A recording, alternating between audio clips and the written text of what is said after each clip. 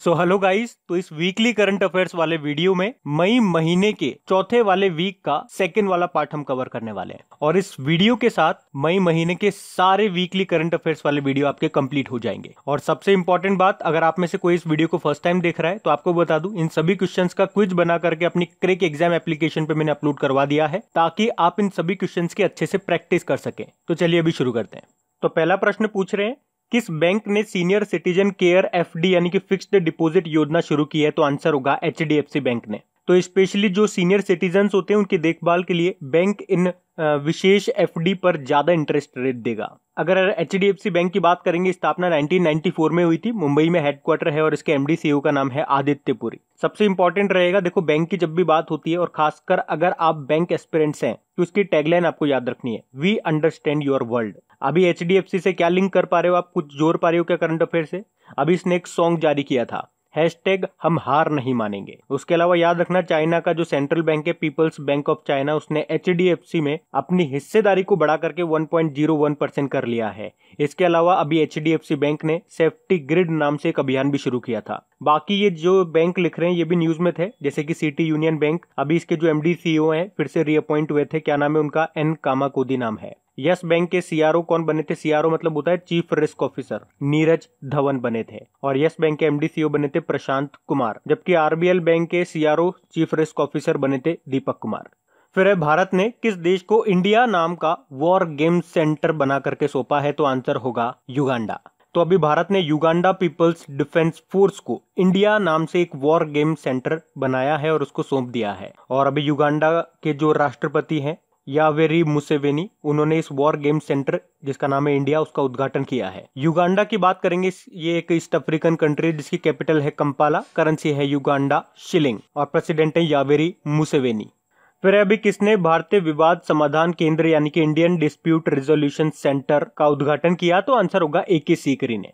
Supreme court के पूर्व न्यायाधीश हैं ये एके सीकरी, और इन्होंने अभी दिल्ली में, कहां पे? दिल्ली में इंडियन डिस्प्यूट रेजोल्यूशन सेंटर का उद्घाटन किया है। मतलब यहाँ पे पेपरलेस, मतलब ये एक तरह से पेपरलेस होगा, कागज के बिना ही सारे मामले सारे काम होंगे, कागज का इस्तेमाल नहीं होगा, कंप्यूटर वगैरह पे सारा वर्क होगा। एक ही सीकरी से आप कुछ लिंक कर पा रहे होंगे। पिछले साल ही इनसे हमने एक प्रश्न पढ़ा था कि सिंगापुर का इंटरनेशनल कमर्शियल कोर्ट का जज बनाया गया था एके सीकरी को, तो याद रखना। बाकी दीपंकर दत्त की बात करेंगे, अभी बॉम्बे हाईकोर्ट के चीफ जस्टिस बने थे। विश्वेश्वर सोमदर ये मेघालय हाईकोर्ट के चीफ जस्टिस बने थे और मोहम्मद रफीक उड़ीसा हाईकोर्ट के चीफ जस्टिस बने थे।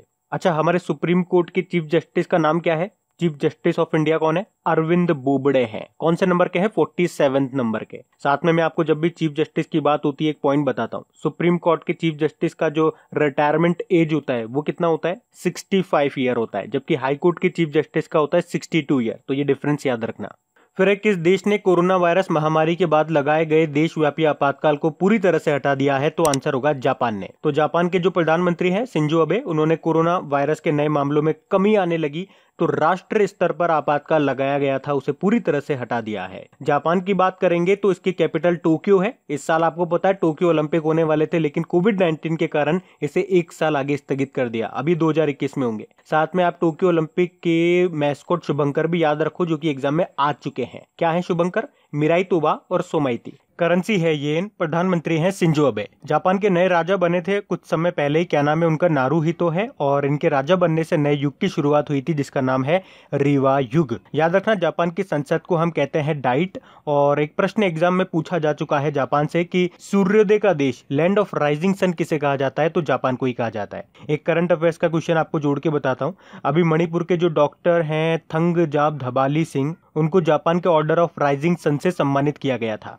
और अभी जनवरी की बात है, हेनले पासपोर्ट इंडेक्स 2020 जारी हुआ था, उसमें टॉप पे रहा था जापान और भारत 84 नंबर पे रहा था। और आपको याद होगा अभी जापान ने स्पेस ऑपरेशन स्क्वाड्रन को भी लॉन्च किया था। फिर है, किसने अपना ग्रूमिंग और personal care brand fresh launch किया है? तो आंसर होगा सलमान खान ने। फ्रेश की स्पेलिंग ध्यान रखना, FRSH है यहाँ पे। और इस ब्रांड में सबसे पहला जो प्रोडक्ट अभी लॉन्च हुआ है वो है सैनिटाइजर। धीरे धीरे डिओड्रेंट्स, बॉडी वाइप्स, परफ्यूम्स वगैरह भी आएंगे। बाकी यहाँ पे सानिया मिर्जा का नाम भी इंपॉर्टेंट रहेगा आपके लिए। अभी आपको याद होगा फेड कप हार्ट अवार्ड जीतने वाली पहली भारतीय टेनिस प्लेयर बनी है ये। फेड कप से भी एक प्रश्न याद रखो, कई बार पूछ लिए जाते हैं इस तरह के प्रश्न कि फेड कप किस खेल से संबंधित है। टेनिस से संबंधित है। महिलाओं का टेनिस टूर्नामेंट होता है और पुरुषों का जो टूर्नामेंट होता है, टेनिस टूर्नामेंट होता है, उसको डेविस कप कहते हैं। करीना कपूर अभी ब्रांड एम्बेसडर बनी थी प्यूमा की। और दिया मिर्जा अभी आपको याद होगा 2022 तक यूनाइटेड नेशन एनवायरनमेंट प्रोग्राम की गुड विल एम्बेसडर बनी रहेंगी ये, सद्भावना राजदूत। फिर है किसे प्रतिष्ठित इन्वेंटर ऑफ द ईयर पुरस्कार मिला है, तो आंसर होगा राजीव जोशी को। तो भारतीय अमेरिकी आविष्कारक हैं ये राजीव जोशी और अभी इन्हीं को inventor of the year award से सम्मानित किया गया है। देखो इन्हें ये सम्मान इलेक्ट्रॉनिक उद्योग को आगे बढ़ाने और आर्टिफिशियल इंटेलिजेंस में बेहतर योगदान देने के लिए मिला है। इन्होंने कई सारे आविष्कार किए हैं और इनके नाम 250 से ज्यादा पेटेंट दर्ज हैं। ये अभी कहां पर काम करते हैं, तो ये न्यूयॉर्क में जो IBM Thomson Watson Research Center है उसमें ये काम करते हैं। बाकी विनय वधवार की बात करेंगे, 2019 के अलेक्जेंडर डेल सिंपल अवार्ड से सम्मानित किया गया था इनको। और सिद्धार्थ वरदराजन भारतीय पत्रकार हैं, फ्रीडम ऑफ स्पीच अवार्ड मिला था इनको। और professor T Pradeep IIT Madras में प्रोफेसर हैं ये और अभी इन्हें साइंस एंड टेक्नोलॉजी की कैटेगरी में 2020 का निक्केई एशिया अवार्ड मिला था। और गाइज अगर वीडियोस आपको अच्छे लग रहे हैं, मेरी मेहनत अच्छी लग रही है और ये वाकई अगर आपके लिए हेल्पफुल है तो प्लीज वीडियो को शेयर जरूर किया कीजिए। अगर इन वीडियोस से आपकी हेल्प होती है तो आप लोग मेरी हेल्प जरूर करें इन वीडियोस को लाइक और शेयर करके, ताकि इन वीडियोस को कंटिन्यू रखने में मुझे भी आपका सपोर्ट मिल सके। तो प्लीज इसे लाइक और शेयर जरूर करना। और अगर आप में से कोई इस वीडियो को फर्स्ट टाइम देख रहा है तो इस चैनल को आप सब्सक्राइब कर लीजिए और सब्सक्राइब करने के बाद में पास में जो बेल आइकन आएगा उसे आप दबाना बिल्कुल मत भूलिएगा, क्योंकि आपको वीडियोस के नोटिफिकेशन तभी मिलेंगे जब आप बेल आइकन को प्रेस करोगे। तो चलिए अब बढ़ते हैं आगे। फिर है विश्व थायराइड दिवस कब मनाया गया, तो आंसर होगा 25 मई को। और इसे मनाए जाने का उद्देश्य क्या है, थायराइड के बारे में जागरूकता फैलाना, थायराइड रोग की जो रोकथाम है और उसके उपचार के बारे में जागरूकता फैलाना। थायराइड क्या है, देखो थायराइड ग्लैंड यानी कि जिसे हिंदी में ग्रंथि बोलते हैं, ये होती कहाँ पर है, ये ह्यूमन बॉडी में आपके गले में होती है। और याद रखना ये मानव शरीर की सबसे बड़ी एंडोक्राइन ग्लैंड है, अंतःस्रावी ग्रंथि है। पर अगर आपसे पूछा जाए मानव शरीर की सबसे बड़ी ग्रंथि कौन सी है, ग्लैंड कौन सा है, तो वो लीवर है। थायराइड के लिए हमने क्या कहा, ये सबसे बड़ी एंडोक्राइन ग्लैंड है, अंतःस्रावी ग्रंथि है, ये आप याद रखना। इसके अलावा याद रखना 25 मई को अंतर्राष्ट्रीय गुमशुदा बाल दिवस भी मनाया। और ये दिवस दुनिया भर में उन बच्चों को याद करने के लिए मनाया जाता है जो लापता है और जो पाए गए हैं। फिर है वर्ल्ड हेल्थ ऑर्गेनाइजेशन ने खेलों के जरिए स्वास्थ्य में सुधार लाने के लिए किसके साथ समझौता किया है, तो आंसर होगा इंटरनेशनल ओलंपिक कमेटी के साथ। तो अभी वर्ल्ड हेल्थ ऑर्गेनाइजेशन ने खेलों और शारीरिक गतिविधियों के माध्यम से स्वास्थ्य को बढ़ावा देने के लिए इंटरनेशनल ओलंपिक कमेटी के साथ समझौता किया है। साथ ही कोविड-19 के खिलाफ लड़ाई लड़ने के लिए एक टीम भी बनाई है इन्होंने। WHO की बात करेंगे तो इसकी स्थापना 7 अप्रैल 1948 को हुई थी। यही तो कारण है कि हम 7 अप्रैल को वर्ल्ड हेल्थ डे मनाते हैं। इसका हेडक्वार्टर जेनेवा स्विट्जरलैंड में है और इसके डायरेक्टर जनरल हैं टेड्रोस अधानोम। अच्छा, एक अपॉइंटमेंट में आपको याद दिलाना चाहूंगा, अभी भारत को 3 साल के लिए WHO के कार्यकारी बोर्ड में शामिल किया गया था, याद रखना। इसके अलावा भारत के जो हमारे स्वास्थ्य मंत्री हैं डॉक्टर हर्षवर्धन जी, उनको WHO के कार्यकारी बोर्ड का अध्यक्ष बनाया गया। ये मोस्ट इंपॉर्टेंट क्वेश्चन है आपके लिए। बाकी इंटरनेशनल ओलंपिक कमेटी की बात करेंगे, इसका हेडक्वार्टर आपके लाउजेन स्विट्जरलैंड में है और इसके प्रेसिडेंट है थॉमस बक। फिर है कौन सा राज्य 1100 दुर्लभ पौधों को विलुप्त होने से बचाने के लिए एक रिपोर्ट जारी करने वाला पहला राज्य बन गया है, तो आंसर होगा उत्तराखंड। और ऐसा करने का उद्देश्य क्या है कि जो पौधों की प्रजातियां हैं वे वन विभाग के साथ संरक्षित रहे और आम जनता के बीच पौधों की प्रजातियों के संरक्षण को बढ़ावा दिया जा सके। उत्तराखंड की बात है तो इसकी जो कैपिटल है वो देहरादून है। याद रखना अभी इसकी जो समर कैपिटल है वो क्या बन गई है, गैरसैंण बन गई है। मुख्यमंत्री त्रिवेंद्र सिंह रावत है, ही सही गवर्नर बेबी रानी मौर्य है। चीफ जस्टिस कौन है, उत्तराखंड हाईकोर्ट के चीफ जस्टिस रमेश रंगनाथन है। अभी उत्तराखंड सरकार ने बेरोजगार युवाओं को नौकरी के अवसर दिलाने में सहायता करने के लिए होप पोर्टल भी लॉन्च किया था। इसके अलावा याद रखना 1 से 7 मार्च तक अंतर्राष्ट्रीय योग महोत्सव मनाया गया था उत्तराखंड के ऋषिकेश में। और ऋषिकेश में ही भारत के पहले ग्लास फ्लोर सस्पेंशन ब्रिज का निर्माण किया जाएगा गंगा नदी पे। मतलब इसका फ्लोर ग्लास का होगा, ट्रांसपेरेंट होगा, आप आर पार देख सकते हो। अभी उत्तराखंड सरकार ने दृष्टि पोर्टल भी लॉन्च किया था। उसके अलावा कृषि भूमि को पट्टे यानी कि लीज पर देने वाला पहला राज्य बना था आपका उत्तराखंड। एक यहाँ पे डैम इंपॉर्टेंट है जो एग्जाम में पूछा जाता है, टिहरी डैम उत्तराखंड में है। किस नदी पे है, भागीरथी नदी पे है। उसके अलावा जिम कॉर्बेट नेशनल पार्क काफी बार एग्जाम में आता है। ये भी उत्तराखंड में है और ये भारत का सबसे पुराना नेशनल पार्क है। पहले इसको हैली नेशनल पार्क के नाम से जाना जाता था। इसमें से एक नदी भी निकलती है जिसको कहते हैं रामगंगा नदी। और वैसे भी मैंने आपको कई बार बताया जिम कॉर्बेट नेशनल पार्क अभी न्यूज में भी था, क्योंकि कोविड-19 के लक्षणों वाले जानवरों के लिए क्वारंटाइन सेंटर बनाया गया था यहाँ पे। उसके अलावा कुछ नेशनल पार्क में आपको बताऊं तो नंदा देवी नेशनल पार्क है यहाँ पे, गंगोत्री नेशनल पार्क है, फूलों की घाटी नेशनल पार्क है यहाँ पे, जिसे आप इंग्लिश में flower of valley national park कहते हो। राजाजी नेशनल पार्क भी यहीं पर है।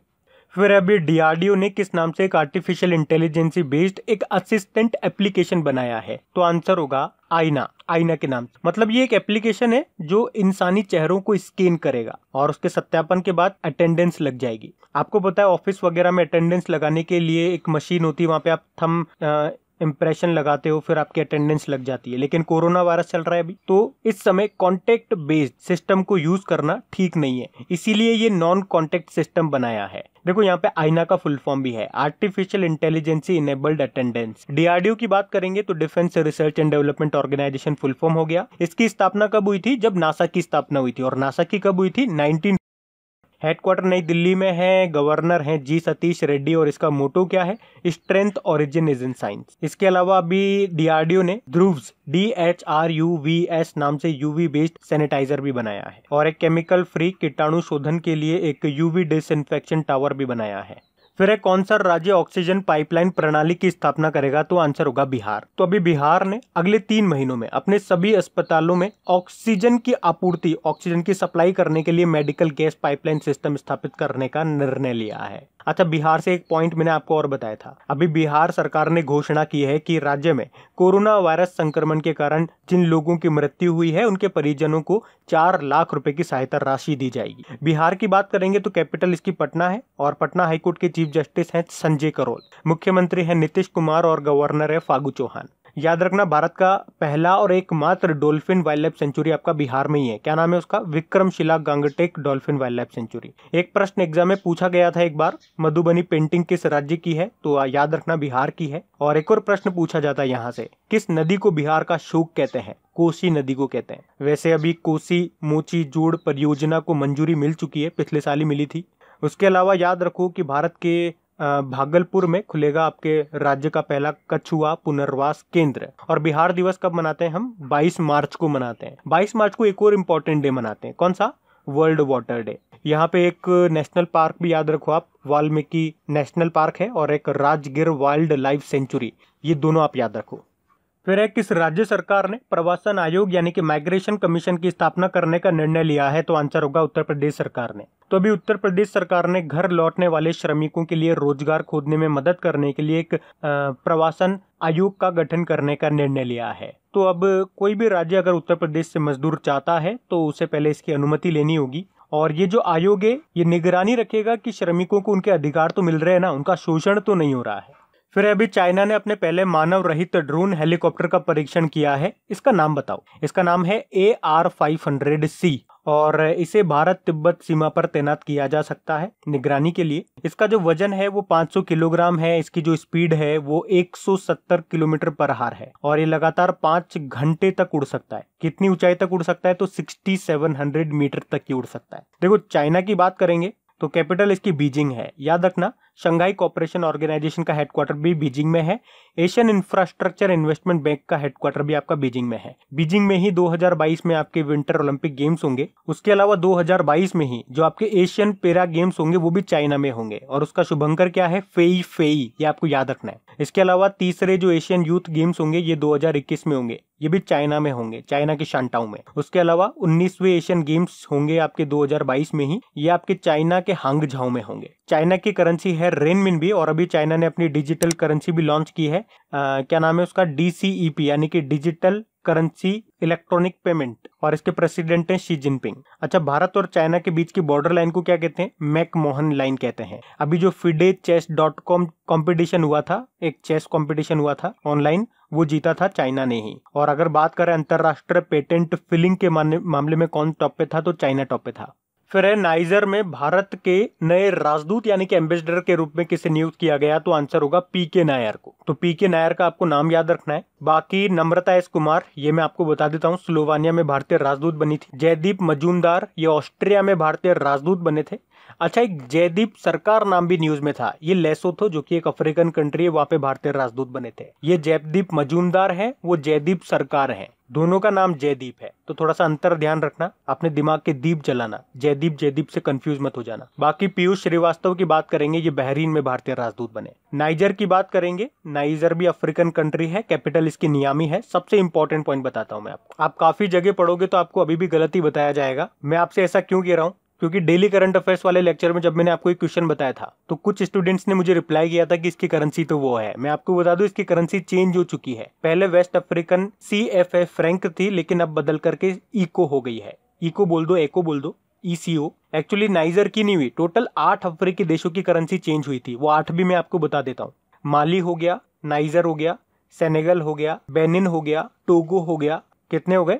5 हो गए। बुर्किना फासो 6, गिनी बिसाऊ और आइवरी कोस्टा। तो इनकी करेंसी चेंज होकर के एको हो गई है, आपको याद रखना है। और बाकी इसके प्रेसिडेंट का नाम है महामदो इस्सोफो।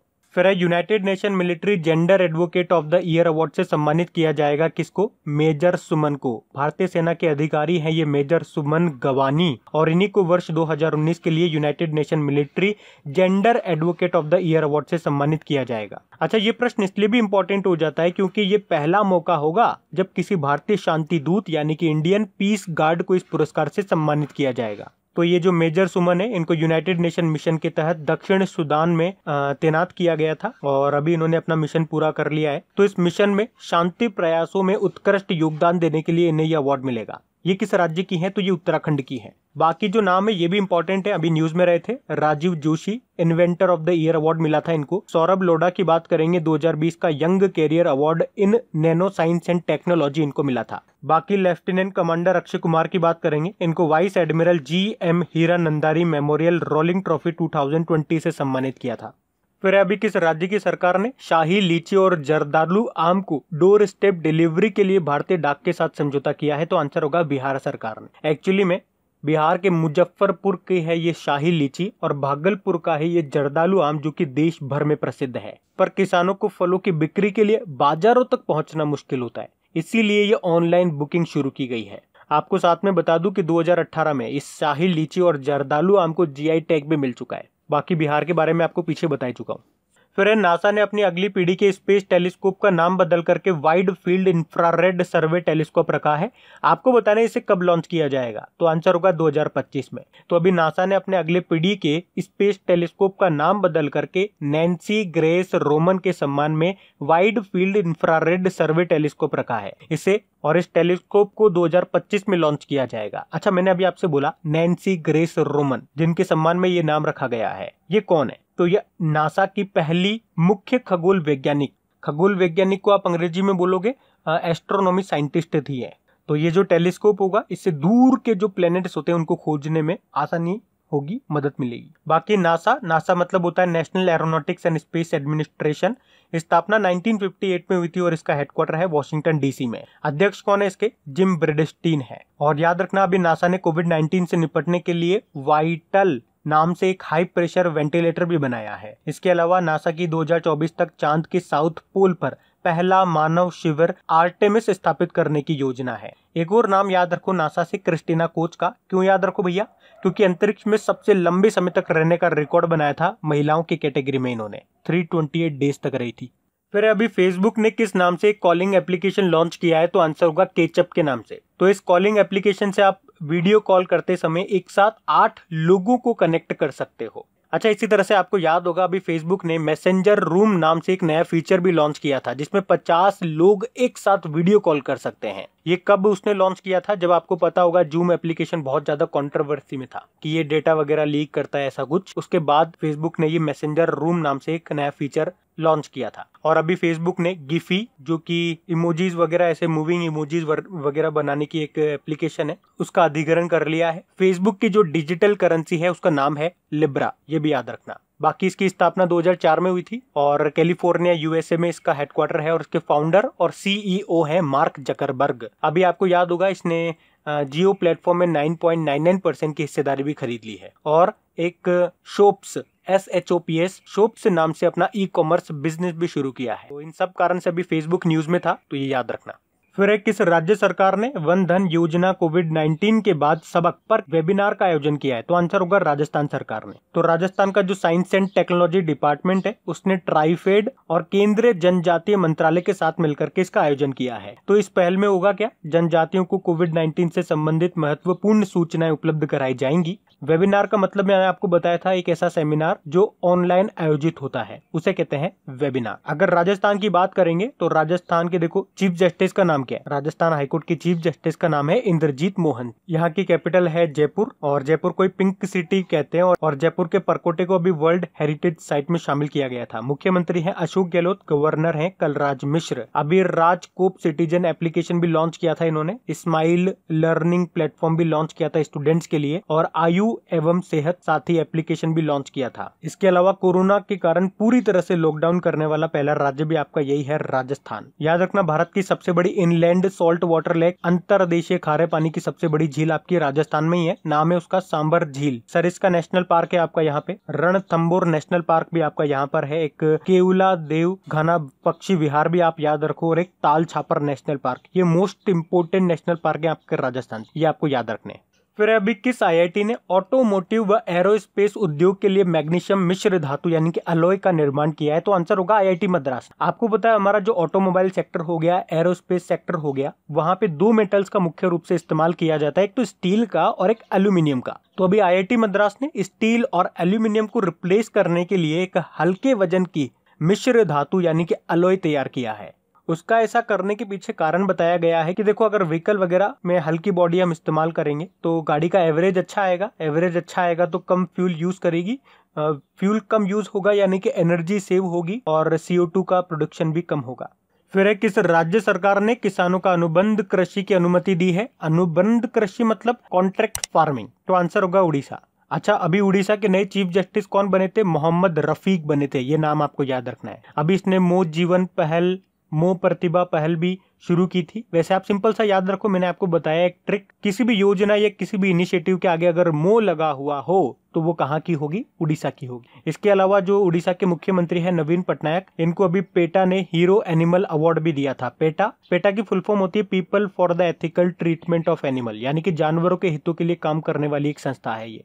फिर अभी न्यू डेवलपमेंट बैंक के अगले अध्यक्ष के रूप में किसे चुना गया? तो आंसर होगा मार्कोस ट्रायजो को। मोस्ट इंपोर्टेंट क्वेश्चन लगा लेना है और ये 7 जुलाई से अपना पद संभालेंगे। अच्छा देखो, यहाँ पे एक प्रश्न ऐसे भी पूछा जा सकता है कि ये मार्कोस ट्रायजो किस देश के हैं? तो ये ब्राजील से हैं। एक और अपॉइंटमेंट मैंने आपको यहाँ पे बताया था। इनके अलावा भारत के जो अनिल किशोर हैं, इनको न्यू डेवलपमेंट बैंक के अगले उपाध्यक्ष और CRO यानी कि चीफ रिस्क ऑफिसर के रूप में चुना गया है। न्यू डेवलपमेंट बैंक, इसका हेडक्वार्टर आपके शंघाई चाइना में है और वर्तमान में जो इसके अध्यक्ष है वो केवी कामत हैं जो कि भारतीय हैं। फिर है ओरिएंटल इंश्योरेंस कंपनी के नए CMD के रूप में किसे नियुक्त किया गया? तो आंसर होगा SN राजेश्वरी को। तो न्यू इंडिया इंश्योरेंस के जनरल मैनेजर हैं ये SN राजेश्वरी और इन्हीं को ओरिएंटल इंश्योरेंस कंपनी का नया CMD चुना गया है। बाकी दिलीप ओमान आप जानते ही होंगे, इंडियन स्टील एसोसिएशन के नए अध्यक्ष बने थे। प्रमोद अग्रवाल कोल इंडिया के CMD बने थे और गोविंद राजुलू चिंतला, मोस्ट इंपोर्टेंट नाम है, नाबार्ड के अगले अध्यक्ष बने हैं ये। ओरिएंटल इंश्योरेंस कंपनी की बात करेंगे, इसकी स्थापना 1947 में हुई थी, हेडक्वार्टर नई दिल्ली में है और CMD अब बन गए हैं SN राजेश्वरी। फिर है NPCI मतलब National Payment Corporation of India ने किस नाम से एक artificial intelligence assistant chatbot launch किया है? तो आंसर होगा पाई। तो इसे वास्तविक समय यानी कि रियल टाइम पर NPCI के जो प्रोडक्ट्स हैं जैसे कि फास्टैग, रुपे कार्ड, UPI यानी कि यूनिफाइड पेमेंट इंटरफेस के बारे में जागरूकता बढ़ाने के लिए शुरू किया गया है। और इस पाई नाम के चैटबॉट को किसने बनाया है? बेंगलुरु का एक स्टार्टअप है कोरोवर, उन्होंने बनाया है। तो इसमें NPCI के जो सभी प्रोडक्ट्स हैं उनकी सटीक जानकारी आपको मिल सकेगी। NPCI जिसकी स्थापना 2008 में हुई थी, मुंबई में हेडक्वार्टर है और इसके MD CEO का नाम है दिलीप असबे।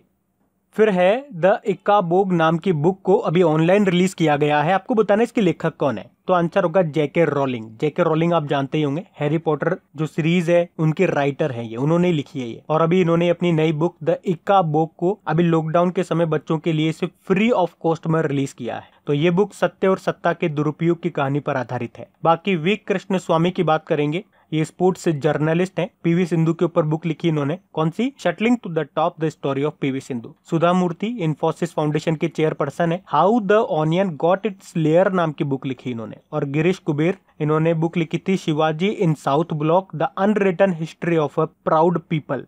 फिर अभी किसे सिंगापुर में भारतीय उच्चायुक्त यानी कि हाई कमिश्नर के रूप में नियुक्त किया गया? तो आंसर होगा पी कुमारन को। पी कुमारन का पूरा नाम है पेरियासामी कुमारन, और अब ये सिंगापुर में अगले हमारे हाई कमिश्नर यानी कि उच्चायुक्त बन जाएंगे। ये किसका स्थान लेंगे? ये जावेद अशरफ का स्थान लेंगे। और आपने पढ़ा होगा, अगर डेली हमारा करंट अफेयर्स का लेक्चर आप पढ़ते होंगे तो आपने पढ़ा होगा जावेद अशरफ, इनको अभी फ्रांस में भारत का उच्चायुक्त बनाया गया है। अच्छा, कई बार आपने सुना होगा उच्चायुक्त, कई बार मैं बोलता हूँ, कई बार एम्बेसडर बोलता हूँ। उच्चायुक्त यानी कि हाई कमिश्नर, एम्बेसडर यानी कि राजदूत। इनमें फर्क क्या होता है? देखो, फर्क कुछ भी नहीं होता, बस नाम का फर्क है, काम सबका सेम ही है। ऐसे याद रखो। देखो, जो कॉमनवेल्थ कंट्रीज हैं वहां पे अगर भारत का कोई रिप्रेजेंटेटिव प्रतिनिधि जाता है तो उनको हाई कमिश्नर बोला जाता है। बाकी नॉन कॉमनवेल्थ कंट्रीज में उनको एम्बेसडर बोला जाता है। बस बोलने का फर्क है। बाकी कुछ और नाम भी आपको बता देते हैं। अभी पीछे हम लोग पढ़ चुके हैं पीके नायर के बारे में। बताओ कहाँ के राजदूत बने थे ये? नाइजर में भारतीय राजदूत बने। दीपक मित्तल कतर में भारतीय उच्चायुक्त बने ये। और जयदीप मजूमदार ये ऑस्ट्रिया में भारतीय राजदूत बने। मैं आपको बता ही चुका हूँ, साथ में इनको लिंक करके बता चुका हूँ। जयदीप सरकार का नाम लेसोतो में बने थे वो भारतीय राजदूत। और अजय बिसारिया का नाम भी याद रखो, कनाडा में भारतीय उच्चायुक्त बने थे ये। बाकी सिंगापुर के बारे में बात कर लेते हैं। सिंगापुर जिसकी कैपिटल है सिंगापुर सिटी। सिंगापुर डॉलर यहाँ की करेंसी है और यहाँ के प्रेसिडेंट का नाम है हलीमा याकब। अच्छा, एपेक का हेडक्वार्टर भी आपका सिंगापुर में है। एपेक मतलब एशिया पैसिफिक इकोनॉमिक कोऑपरेशन। और आपको याद होगा पिछले साल सिंगापुर इंटरनेशनल कमर्शियल कोर्ट के अंतरराष्ट्रीय न्यायाधीश बने थे कौन? Justice AK. सीकरी। और अभी पीछे हम लोग पढ़ चुके हैं कि ए.के. सीकरी ने ही भारतीय विवाद समाधान केंद्र यानी कि इंडियन डिस्प्यूट रेजोल्यूशन सेंटर का उद्घाटन किया था। तो इस तरह से चीजों को जोड़ जोड़ करके, लिंक कर करके याद रखो। चीजें आपको लंबे समय तक याद रहेगी और अच्छे से याद रहेगी, ताकि एग्जाम में आप भूलो नहीं। और यही आपका मकसद होना चाहिए। और जितना हो सके चीजों को आप रिवाइज करो। और आपके रिवीजन करने के लिए ही मैं इनका ऑडियो भी बना रहा हूँ। चाहे डेली करंट अफेयर्स हो गया हो, चाहे डेली रिवीजन वाला वीडियो हो गया हो, वीकली वाला वीडियो हो गया हो, या कोई भी इंपॉर्टेंट टॉपिक्स जिनके मैं वीडियो नहीं बना पा रहा हूँ क्योंकि वीडियो बनाने में बहुत टाइम लग जाता है, देखो, तो उनके ऑडियोज बना करके खबरी एप्लीकेशन पे मैं अपलोड कर देता हूँ। तो अगर आपने अभी तक मुझे खबरी एप्लीकेशन पे फॉलो नहीं किया है तो खबरी एप्लीकेशन इंस्टॉल करिए और वहां पे सर्च कीजिए क्रैक एग्जाम। वहां पे आपको सारे अपने ऑडियोज मिल जाएंगे। तो वहां जाकर के आप मुझे फॉलो जरूर कर लीजिएगा ताकि आपको सारे ऑडियोज मिलते रहें। ऑडियोज का सबसे बड़ा बेनिफिट यही है कि आप उन्हें किसी भी समय सुन सकते हो। वो आपके रिवीजन वाले पार्ट की एफिशिएंसी बढ़ा देगा। फिर है केरल की पहली महिला डीजीपी के रूप में किसे नियुक्त किया गया है? तो सही उत्तर होगा आर श्री रेखा को। अच्छा, यहाँ पे एक पॉइंट मुझे आप लोगों को बताना है। किसी किसी न्यूज में ये आर श्री लेखा लिखा हुआ है। सुन रहे हो मैंने क्या कहा? कहीं पे तो ये आर श्री रेखा लिखा हुआ है और कहीं पे आर श्री लेखा लिखा हुआ है। तो ये आप दोनों ध्यान रखना, एग्जाम में किसी भी नाम से आ जाए तो आपको पता होना चाहिए। और ये अब केरल की पुलिस महानिदेशक बनने वाली पहली महिला होंगी। आपको बता दूं ये केरल की पहली महिला आईपीएस अधिकारी भी है। अच्छा, एक और अपॉइंटमेंट मैं आपको यहाँ से बताऊंगा। अभी विश्वास मेहता को केरल का नया मुख्य सचिव यानी कि चीफ सेक्रेटरी नियुक्त किया गया है। बाकी नुपुर कुलश्रेष्ठ की बात करेंगे। इंडियन कोस्ट गार्ड की पहली डीआईजी यानी कि उप महानिरीक्षक बनी थी चंद्रिमा शाह। ये इंडियन नेशनल साइंस एकेडमी की पहली अध्यक्ष बनी थी। फिर अभी वर्ल्ड हंगर डे कब मनाया गया? तो आंसर होगा 28 मई को। इसे 28 मई को ही मनाते हैं हर साल। तो दुनिया में भुखमरी से ग्रस्त 820 मिलियन से ज्यादा लोगों के बारे में जागरूकता बढ़ाने के लिए इसे मनाया जाता है। अच्छा, आपको याद होगा वर्ल्ड हंगर इंडेक्स 2019 जब आया था तो उसमें भारत की रैंक क्या रही थी? 102 नंबर पे था भारत। और अगर टॉप पे आप पूछोगे तो मैं आपको नहीं बता पाऊंगा क्योंकि टॉप पे कोई भी एक कंट्री नहीं थी, बहुत सारे देश थे, टोटल 17 देश थे। तो आप भारत की रैंक याद रख लो बस, 102। इसके अलावा 28 मई को एक और इम्पोर्टेंट डे मना रहे हैं, अंतरराष्ट्रीय महिला स्वास्थ्य कार्रवाई दिवस, International Day of Action for Women's Health. उसके अलावा 29 मई को संयुक्त राष्ट्र अंतरराष्ट्रीय शांति सैनिक दिवस के रूप में मनाया, यानी कि international Day of United nation peace keepers. और इसकी थीम रही women in peace keeping a की टू पीस। इसके अलावा 29 मई को वर्ल्ड डाइजेस्टिव डे के रूप में भी हमने मनाया विश्व पाचन स्वास्थ्य दिवस, जिसकी थीम थी गट माइक्रोबियम अ ग्लोबल पर्सपेक्टिव। और इसी तरह से 29 मई को एक और इम्पोर्टेंट डे मनाया इंटरनेशनल एवरेस्ट डे। और 30 मई को हम मनाते हैं गोवा स्थापना दिवस के रूप में। तो इस एक ही क्वेश्चन में मैंने आपको 4-5 क्वेश्चन बता दिए हैं, ध्यान रखना। फिर अभी किसने क्रिस्टोफ मैरियक्स पुरस्कार जीता है? तो आंसर होगा क्वारेशा अब्दुल करीम ने। तो महिलाओं को वायरस से बचाने वाले टॉपिकल जून की खोज करने वाली दक्षिण अफ्रीकी HIV शोधकर्ता है ये क्वारेशा अब्दुल करीम, और इन्हीं को क्रिस्टोफ मैरियक्स पुरस्कार से सम्मानित किया गया है। ये जो क्रिस्टोफ मैरियक्स पुरस्कार है ये फ्रांस में विज्ञान के साइंस के क्षेत्र में दिया जाता है। याद रखना, देखो प्रश्न ऐसे भी बन सकता है कि ये क्वारेशा अब्दुल करीम जिन्होंने अभी क्रिस्टोफ मैरियक्स पुरस्कार जीता है ये किस देश से हैं, तो ये साउथ अफ्रीकन है। बाकी विनय वधवार की बात करेंगे, 2019 के अलेक्जेंडर डेल रिम्पल अवार्ड से सम्मानित किया गया था। सिद्धार्थ वरदराजन भारतीय पत्रकार है, फ्रीडम ऑफ स्पीच अवार्ड मिला था इनको। और थंगजाम धबाली सिंह ये मणिपुर के डॉक्टर हैं और जापान के ऑर्डर ऑफ राइजिंग सन पुरस्कार से सम्मानित किया था इनको। फिर ओलंपिक चैनल कमीशन का सदस्य किसे चुना गया है, तो आंसर होगा नरेंद्र बत्रा। तो अभी इंडियन ओलंपिक एसोसिएशन के जो अध्यक्ष है नरेंद्र बत्रा, इनको ओलंपिक चैनल आयोग का सदस्य नियुक्त किया गया है। तो ये जो ओलंपिक चैनल कमीशन होता है इसका काम क्या होता है, ये इंटरनेशनल ओलंपिक बोर्ड और इंटरनेशनल ओलंपिक कमेटी के जो अध्यक्ष होते हैं उनको सलाह देने का काम करते हैं। तो इनका नाम आपको याद रखना है। बाकी SN राजेश्वरी हम पढ़ चुके हैं पीछे ही, ओरिएंटल इंश्योरेंस कंपनी के CMD बने। मनोज आहूजा CBSE के अध्यक्ष बने। और TS तिरुमूर्ति यूनाइटेड नेशन में भारत के स्थायी प्रतिनिधि यानी कि रिप्रेजेंटेटिव, परमानेंट रिप्रेजेंटेटिव बने हैं। देखो इंटरनेशनल ओलंपिक कमेटी की बात करेंगे तो इसका हेडक्वार्टर लाउजेन स्विट्जरलैंड में है और प्रेसिडेंट है थॉमस बक। फिर अभी अजीत जोगी का निधन हो गया, आपको बताना है ये किस राज्य के पहले मुख्यमंत्री थे, तो आंसर होगा छत्तीसगढ़ के। ये आपका जो छत्तीसगढ़ राज्य है ये अस्तित्व में आया था सन 2000 में, और ये नवंबर 2000 से लेकर के नवंबर 2003 तक वहां के पहले मुख्यमंत्री बने थे, जिनका अभी निधन हो गया। तो ये इंपॉर्टेंट प्रश्न है इसलिए मैंने इसको ऐड किया है, तो आप ये याद रखना। फिर अभी विप्रो का नया MD CEO किससे नियुक्त किया गया है, तो आंसर होगा थियरी डेलापोर्ट को। तो IT कंपनी है ये विप्रो और इसने अभी थियरी डेलापोर्ट को अपना नया MD CEO नियुक्त किया है। और मैंने आपको बताया भी था कि विप्रो के जो MD CEO है अभी तक कौन, अबिदाली नीमचवाला, वो अब इस्तीफा दे रहे हैं और इनके बाद अब ये नए MD CEO बन जाएंगे। बाकी केविन मेयर की बात करेंगे, टिकटॉक के नए CEO बने ये अभी। और वी विद्यावती ये भारतीय पुरातत्व सर्वेक्षण आर्कियोलॉजिकल सर्वे ऑफ इंडिया की नई अध्यक्ष बनी है।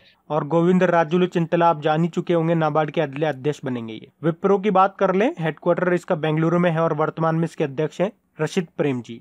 फिर केंद्र सरकार ने central institute of plastic engineering and technology का नाम बदल करके क्या कर दिया, तो आंसर होगा central institute of petrochemicals engineering and technology. मतलब प्लास्टिक को बदल करके पेट्रोकेमिकल कर दिया, बस इतना सा करा। और इस central institute of petrochemical engineering and technology का उद्देश्य क्या है, ये शिक्षा और अनुसंधान यानी कि रिसर्चेस के माध्यम से प्लास्टिक उद्योग के विकास में योगदान करता है। अच्छा, हमारे केंद्रीय रसायन व उर्वरक मंत्री कौन है, DV सदानंद गौड़ा है। फिर किस देश में 1100 साल पुराना शिवलिंग पाया गया, तो आंसर होगा वियतनाम में। तो बलुआ पत्थर का है ये बहुत बड़ा शिवलिंग जो माई सन मंदिर की खुदाई में मिला है। ये जो माई सन मंदिर है ये हिंदुओं का मंदिर है। यहाँ पे कृष्ण जी की, विष्णु भगवान की, शिव जी की मूर्तियां हैं। और ऐसा बताया जा रहा है इस मंदिर का जो निर्माण है वो 4वीं शताब्दी से लेकर के 14वीं शताब्दी के बीच में चंपा के राजाओं ने करवाया था। वियतनाम की बात कर लेंगे, साउथ ईस्ट एशियन कंट्री है ये और कैपिटल हनोई है। वियतनामी डोंग इसकी करेंसी है। फिर फ्रांसीसी प्रौद्योगिकी यानी कि टेक्नोलॉजी प्रमुख कैपजेमिनी समूह के CEO के रूप में किसे नियुक्त किया गया, तो आंसर होगा ईमान इज्जत को। तो अभी ईमान इज्जत को फ्रांस की एक टेक्नोलॉजी प्रमुख कैपचिनी समूह है उसका नया CEO नियुक्त किया गया है। इससे ये पहले ये कैपचिनी ग्रुप्स में COO थे, चीफ ऑपरेटिंग ऑफिसर थे, लेकिन अब ये CEO बन जाएंगे। कार्मेन रेनहार्ट आप जानते ही हो, वर्ल्ड बैंक में चीफ इकोनॉमिस्ट बनी है ये। Daren Tang World Intellectual Property Organisation के नए अध्यक्ष बने। और Jean Francois van Boxmeer ये वोडाफोन समूह के नए अध्यक्ष बने थे। कैपजेमिनी ये हेडक्वार्टर इसका पेरिस फ्रांस में है। फिर JP मॉर्गन साउथ एशिया और साउथ ईस्ट एशिया के नए अध्यक्ष यानी कि चेयरमैन किसे बनाया गया, तो आंसर होगा लियो पुरी को। अच्छा, इनके अलावा मुरली मैया को इसका CEO बनाया जाएगा। JP मॉर्गन ये एक अमेरिकन मल्टीनेशनल इन्वेस्टमेंट बैंक है जिसका हेडक्वार्टर आपका न्यूयॉर्क में है। बाकी मार्कुस ट्राय जो पीछे ही पड़ा था, न्यू डेवलपमेंट बैंक के अगला अध्यक्ष चुना गया इनको। और अनिल किशोर को न्यू डेवलपमेंट बैंक का उपाध्यक्ष व चीफ रिस्क ऑफिसर चुना गया। फिर अभी किस भारतीय राज्य ने अपनी तरह की पहली राज्य स्वास्थ्य रजिस्टर परियोजना शुरू करने का प्रस्ताव रखा है, तो आंसर होगा कर्नाटक ने। तो अभी कर्नाटक सरकार ने ये घोषणा की है कि वे राज्य स्वास्थ्य रजिस्टर नाम की अपनी तरह की पहली परियोजना शुरू करेगा। तो इस परियोजना का उद्देश्य क्या है, रजिस्टर में अपने सभी नागरिकों के स्वास्थ्य डेटाबेस को बनाए रखना और राज्य में सभी लोगों का सर्वेक्षण किया जाएगा।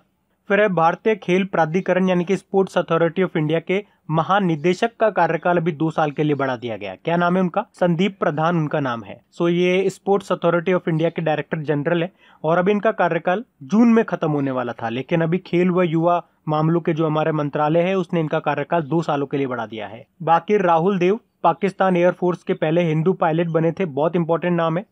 मनोज आहूजा ये सीबीएसई के अध्यक्ष बन गए, कई बार मैं आपको बता गया, अब तो ये चीजें आपको याद होने लगी हूँ। बाकी गोविंदर राजुलु चिंतला नाबार्ड के अगले अध्यक्ष बनेंगे। फिर अभी किस राज्य सरकार ने प्रवासियों के लिए मुख्यमंत्री स्वरोजगार योजना शुरू की है? तो आंसर होगा उत्तराखंड सरकार ने। तो उत्तराखंड के जो मुख्यमंत्री हैं त्रिवेंद्र सिंह रावत, उन्होंने राज्य में वापस जो लौटकर आए हैं प्रवासी, उनके लिए मुख्यमंत्री स्वरोजगार योजना को शुरू किया है। तो इस योजना का उद्देश्य है युवाओं को स्वरोजगार के अवसर प्रदान करना और रिवर्स माइग्रेशन को बढ़ावा देना। और उत्तराखंड जो लौटकर आ रहे हैं उद्यमी, जो स्किल्ड और अनस्किल्ड कारीगर आ रहे हैं, जो हस्तशिल्प कर्मी आ रहे हैं, जो बेरोजगार युवा आ रहे हैं, उनका अपना व्यवसाय शुरू करने के लिए प्रोत्साहित करना। फिर है अभी किस देश ने ब्रिक्स टैक्स प्राधिकारियों यानी कि अथॉरिटीज के प्रमुखों की मेजबानी की? तो आंसर होगा रशिया ने। वैसे इसका आयोजन रशिया के मॉस्को में किया जाना था, लेकिन कोविड-19 के कारण ये वीडियो कॉन्फ्रेंसिंग के जरिए आयोजित किया गया और इसमें भारत को रिप्रेजेंट किया हमारे वित्त सचिव फाइनेंस सेक्रेटरी अजय भूषण पांडे ने। ब्रिक्स, देखो ब्रिक्स से याद रखना इसका जो हेडक्वार्टर शंघाई चाइना में है। ब्रिक्स का मतलब क्या होता है? देखो सिंपल है, इसके नाम से मालूम चल जाएगा। ब्राजील, रशिया, इंडिया, चाइना और साउथ अफ्रीका। यहाँ से एक ही इंपॉर्टेंट क्वेश्चन आपसे पूछा जाता है एग्जाम में, साउथ अफ्रीका इसका कब मेंबर बना था? 2010 में बना था, तो ये याद रखना। फिर है एक एयरलाइन कंपनी है इंडिगो, उसका स्वतंत्र निदेशक किसे नियुक्त किया गया? तो आंसर होगा वेंकटरमणि सुमंत्रन को। तो वेंकटरमणि सुमंत्रन को एयरलाइन कंपनी है इंडिगो, उसका स्वतंत्र निदेशक नियुक्त किया गया है। इस इंडिगो एयरलाइन का हेडक्वार्टर कहाँ पर है? गुरुग्राम हरियाणा में है। बाकी थियरी डेला पोर्ट की बात करेंगे, विप्रो के एमडी सीईओ ये नियुक्त हुए, पीछे पड़ा था। मार्कोस ट्रायजो न्यू डेवलपमेंट बैंक के अगले अध्यक्ष बनेंगे ये, और कार्मेन रेनहार्ट वर्ल्ड बैंक की चीफ इकोनॉमिस्ट बनी है ये। फिर है किस राज्य की सरकार ने कुशल श्रमिकों के लिए रोजगार सेतु योजना शुरू की है? तो आंसर होगा मध्य प्रदेश सरकार ने। तो मध्य प्रदेश की जो मुख्यमंत्री हैं शिवराज सिंह चौहान, उन्होंने कोविड-19 महामारी के कारण राज्य में जो वापस लौट के आ रहे हैं ना कुशल श्रमिक, उनको रोजगार देने के लिए यह रोजगार सेतु योजना शुरू की है। अच्छा ध्यान देना, यहाँ पे ये है रोजगार सेतु। एक आरोग्य सेतु भी हम लोगों ने पढ़ा था, जो कि एक एप्लीकेशन है और उसने क्या रिकॉर्ड बनाया था? 13 दिनों में 5 करोड़ डाउनलोड किए जाने का रिकॉर्ड बनाया था। मतलब 5 करोड़ लोगों ने उसको डाउनलोड कर लिया था 13 दिनों में, जो कि एक रिकॉर्ड है। उसके अलावा भारतीय नौसेना ने समुद्र सेतु नाम से एक ऑपरेशन भी शुरू किया था, जिसमें मालदीव में जो भारतीय फंसे हुए हैं उनको भारत में वापस लाना था। फिर है भारतीय खाद्य सुरक्षा और मानक प्राधिकरण यानी कि फसाई, इसके नए सीईओ के रूप में किसे नियुक्त किया गया? तो आंसर होगा अरुण सिंघल को। फसाई की फुल फॉर्म क्या होती है? Food safety and standards authority of India. तो अभी इसके नए सीईओ बन जाएंगे कौन? अरुण सिंघल। बाकी इसके चेयरपर्सन का नाम है रीटा टायोटिया, ये आप याद रखना। और SN. Rajeshwari oriental insurance company के सीएमडी बने थे। जानवी फूकन ये फिक्की लेडीज ऑर्गेनाइजेशन के राष्ट्रीय अध्यक्ष बनी थी। और वी विद्यावती भारतीय पुरातत्व सर्वेक्षण यानी कि आर्कियोलॉजी सर्वे ऑफ इंडिया की अध्यक्ष बनी थी। तो गाइज ये लीजिए फाइनली इस वीडियो के साथ मई महीने के सारे वीकली करंट अफेयर्स के वीडियो आपके कंप्लीट हो चुके हैं। और अगर आप में से कोई इस वीडियो को फर्स्ट टाइम देख रहा है और आप लोग चाहते हैं कि पुराने वीडियोस भी आपको मिल जाए, तो सिंपल सा प्लेलिस्ट में जाइए, वहां आपको सारे वीडियोस मिल जाएंगे। या सबसे अच्छा रहेगा अपनी क्रैक एग्जाम एप्लीकेशन को आप इंस्टॉल कर लीजिए, जहाँ पे इन सब की आप क्विज भी लगा पाओगे और सारे वीडियोस वगैरह पीडीएफ वगैरह सब आपको मिल जाएगा वहाँ पे। मतलब मजा आ जाएगा आपको एप्लीकेशन को यूज करके। बहुत मेहनत से मैं ये चीजें बना रहा हूँ आप लोगों के लिए। बाकी यहाँ स्क्रीन पे भी मैंने प्लेलिस्ट लगा दिया है, तो उस पर क्लिक करके भी आप जा सकते हैं। तो आपके लिए जितना काम आसान हो सकता है मैं करने की कोशिश करता हूँ। और हाँ, प्लीज वीडियो को शेयर करना मत भूलिएगा, इनको लाइक करना मत भूलिएगा। और एप्लीकेशन अगर आप लोग यूज कर रहे हैं तो वहाँ पे अगर कोई एडवर्टीजमेंट आपको दिखता है तो प्लीज एक बार क्लिक जरूर कर दिया कीजिए। इससे मेरा मोरल काफी बढ़ जाता है, मुझे काफी सपोर्ट मिलता है और एप्लीकेशन को इम्प्रूव करने में भी थोड़ी बहुत हेल्प यहाँ से मिल सकती है अगर आप लोग ऐसा करोगे तो। Thank you guys.